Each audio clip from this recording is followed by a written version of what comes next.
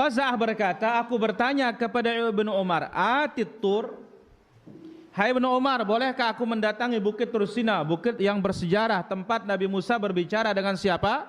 Allah. Apa kata Ibnu Umar? Da'it Tur, tinggalkan Tur, jangan datang. Kenapa? La tushaddur rihal illa ila thalathati masajid. Tidak boleh bepergian dengan safar mempersiapkan kendaraan perbekalan kecuali kemana? 3 masjid.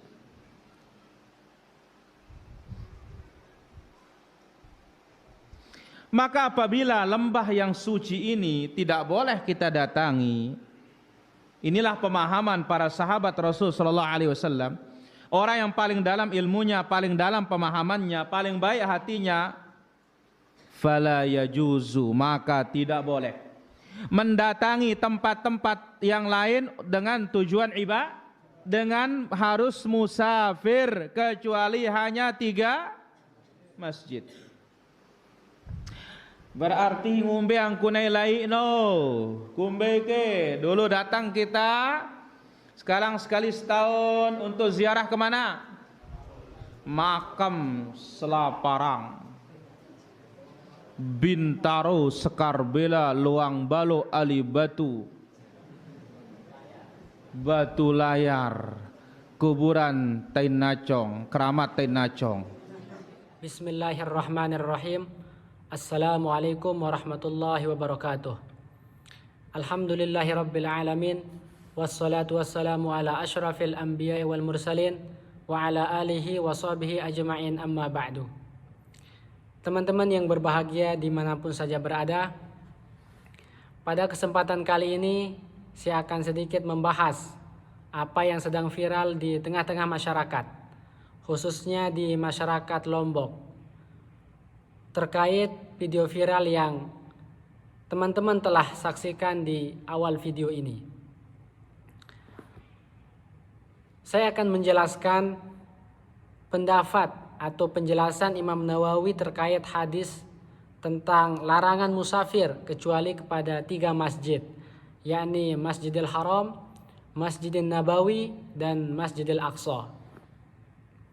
Yang dimana bunyi hadisnya itu adalah qala Rasulullah sallallahu alaihi wasallam, la tushaddur rihalu illa ila salasati masajida, masjidi hadza wa Masjidil Harami wa Masjidil Aqsa.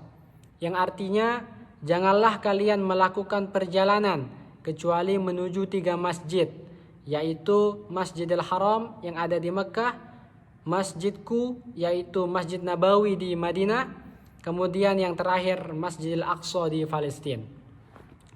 Teman-teman yang berbahagia dimanapun saja berada, berikut adalah penjelasan atau syarah Imam Nawawi terkait hadis ini yang beliau jelaskan dalam kitab beliau Al-Minhaj Syarah Sahih Muslim Ibn Al-Hajjaj, yang di sana beliau jelaskan secara singkat makna yang terkandung dalam hadis tersebut.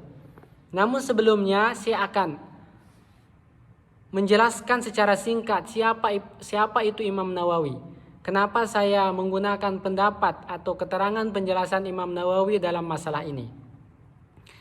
Imam Nawawi dikenal sebagai pendekar ulama mazhab Syafi'i. Karena beliau, Imam Nawawi dan Imam Rafi'i, dijuluki dengan julukan Syekhani, 2 syekh dalam mazhab Syafi'i.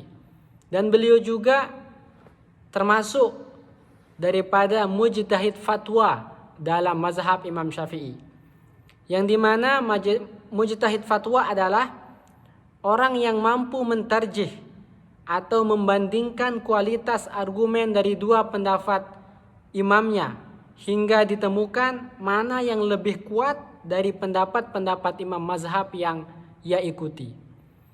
Jadi Imam Nawawi mampu mentarjih, mampu bisa menganalisa, mengambil, membandingkan mana pendapat imam yang lebih kuat dan mana pendapat imam yang dikategorikan lemah.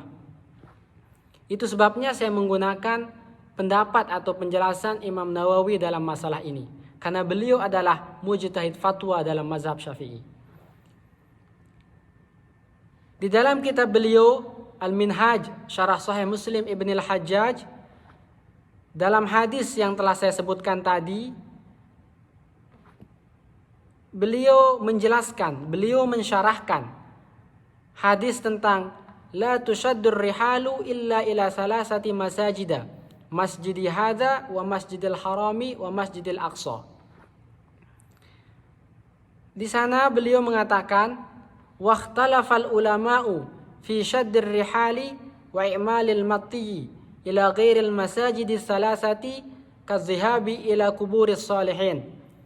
Jadi di sana beliau menjelaskan bahwasanya ulama berbeda pendapat terkait hadis tentang hukum musafir atau hukum bepergian menuju selain masjid yang 3, yaitu selain Masjidil Haram, Masjid Nabawi, dan juga Masjidil Aqsa. Di sana para ulama berbeda pendapat dalam hal hukum musafir bepergian kepada selain masjid yang 3, seperti misalkan kadzihabi ila kuburis sholihin, seperti misalkan kita pergi ke kubur orang-orang soleh, atau wa ilal mawadhi'il fadilah, atau ke tempat-tempat yang mulia, atau ke tempat-tempat yang keramat. Itu ulama masih berbeda pendapat dalam hal tersebut. Wa nahwi dzalika, atau tempat-tempat yang lain, tempat-tempat yang biasa dikunjungi oleh masyarakat, tempat-tempat kubur-kubur orang-orang soleh dan yang lain sebagainya. Pendapat pertama terkait hal ini adalah faqala Syekhu Abu Muhammad Al-Juwaini min ashabina huwa haramun. Pendapat pertama adalah pendapat Syekh Abu Muhammad Al-Juwaini. Beliau berpendapat bahwasanya pergi musafir ke tempat selain masjid yang 3, misalkan seperti ke kubur orang-orang soleh atau tempat-tempat keramat, tempat-tempat mulia, hal tersebut adalah haram. Hal tersebut diharamkan menurut pendapat Abu Muhammad Al-Juwaini. Wa huwa alladhi asyara al-Qadhi Iyad ila ikhtiyarihi. Itu juga yang dipilih oleh Imam Qadhi Iyad, bahwasanya keharaman pergi musafir ke tempat selain 3 masjid yang tadi. Namun Imam Nawawi langsung mengomentari pendapat Imam Al-Juwaini ini. Apa kata Imam Nawawi? Wa qala Syekhu Abu Muhammad Al-Juwaini min ashabina yahrumu syaddur rihali ila ghairiha wa huwa ghalatun. Pendapat Imam Juwaini tentang keharaman kita musafir pergi ke tempat selain 3 masjid itu adalah menurut Imam Nawawi wa huwa ghalatun. Itu adalah pendapat yang salah. Itu adalah pendapat yang keliru. Itu adalah pendapat yang kurang benar, kata menurut pendapat Imam Nawawi.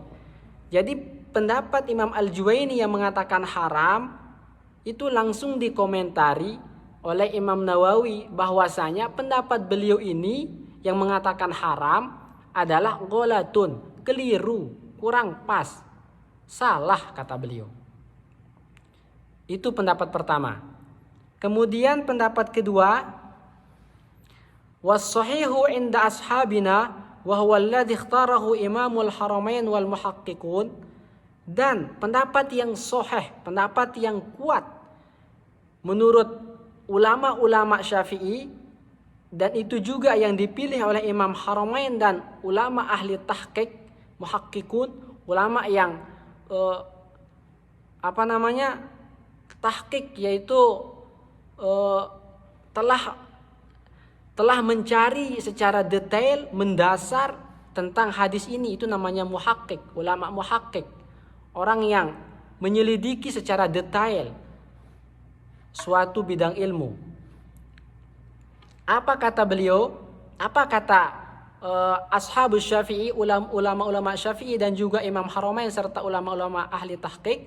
Annahu la yahrumu wa la yukrahu. Sesungguhnya tidak haram dan juga tidak makruh kita pergi musafir kepada tempat selain 3 masjid tersebut. Misalkan kita pergi ke ziarah ke kubur orang-orang soleh, ke tempat-tempat keramat, ke tempat-tempat yang mulia. Kata ulama Ashabus Syafi'i dan juga Imam Haramain dan juga ahli tahqiq adalah tidak haram dan juga tidak makruh. Tidak apa-apa. Tidak apa-apa kita pergi ziarah ke kubur orang-orang soleh. Tidak apa-apa kita pergi ziarah ke tempat-tempat selain 3 masjid itu. Tidak ada keharaman, tidak ada kemakruhan, kata beliau. Kemudian beliau melanjutkan, nah, di sini ibarat yang saya benar-benar suka daripada Imam Nawawi. Beliau menjelaskan secara sempurna, beliau menjelaskan secara cermat, beliau menjelaskan secara terperinci terkait hadis ini. Di sini tempat saya benar-benar tertarik dengan Imam Nawawi, penjelasan Imam Nawawi. Saya benar-benar tertarik dengan penjelasan Imam Nawawi. Apa kata beliau? Wal muradu, adapun maksud daripada hadis tersebut adalah al-fadilatu tammatu innama huwa fi syaddir rihali ila hadhihi thalathati khassatan. Maksud hadis tersebut adalah seseorang akan mendapatkan keutamaan yang sempurna, fadilah yang sempurna jikalau dia pergi musafir ke 3 masjid tersebut.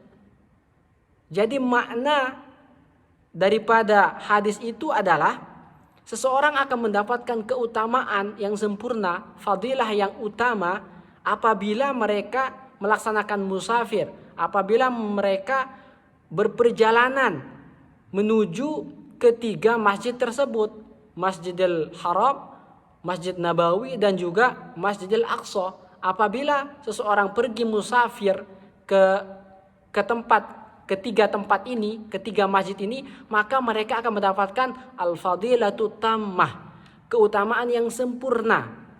Jadi bukan menunjukkan arti keharaman, bukan menunjukkan arti ketidakbolehan, bukan menunjukkan arti dilarang untuk kita pergi ke tempat-tempat selain 3 masjid itu. Namun makna daripada hadis itu adalah seseorang hanya akan mendapatkan keutamaan yang sempurna, keutamaan yang luar biasa apabila mereka pergi musafir, pergi menyiapkan barang-barang, kendaraan dan sebagainya hanya untuk menuju ke salah satu daripada 3 masjid ini. Namun sekali lagi, hadis ini sama sekali tidak menunjukkan arti keharaman, ketidakbolehan, larangan untuk pergi musafir, pergi ziarah ke tempat-tempat orang soleh, ke tempat-tempat keramat, ke tempat-tempat yang mulia. Bukan itu maksud daripada hadis ini. Namun kata beliau Imam Nawawi bahwasanya maksud makna daripada hadis ini adalah al-fadilatut tammah, keutamaan yang sempurna, innama huwa bisa didapatkan fi syaddir rihali, tatkala kita pergi musafir, tatkala kita pergi berperjalanan ila hadhihi salasati khassatan, ketiga tempat ini, ketiga masjid ini, baru kita mendapatkan keutamaan yang sempurna. Sehingga bisa ditarik pemahaman hadis ini tidak menunjukkan arti larangan.